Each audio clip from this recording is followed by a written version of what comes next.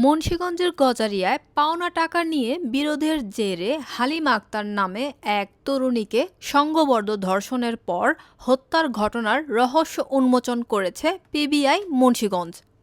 এ ঘটনায় জড়িত ৪ জনকে গ্রেপ্তার করা হয়েছে। গ্রেপ্তারকৃতরা হলেন গজারিয়ার বড় ভাটেরচর গ্রামের আবু কালাম, জামাল হোসেন, রাসেল মিয়া এবং আলামিন প্রধান। গত শুক্রবার সকালে গজারিয়ার ফুলদি নদী থেকে হালিমা আক্তারের মরদেহ উদ্ধার করে নৌপুলিশ। নিহত হালিমা গজারিয়ার হুসেন্দি ইউনিয়নের জামালদি গ্রামের মহসিন ব্যাপারীর মেয়ে। এ ঘটনায় ভিকটিমের বোন হুসনেয়ারা আক্তার বৃষ্টি বাদী হয়ে গজারিয়া থানায় একটি হত্যা মামলা করেন। পিবিআই সূত্রে জানা যায়, হালিমা অভিযুক্ত আবু কালামের কাছে ২৫,০০০ টাকা এবং রাসেলের কাছে ১০,০০০ টাকা পেতেন। এছাড়াও অভিযুক্ত জামালের সাথে হালিমার শারীরিক সম্পর্ক ছিল।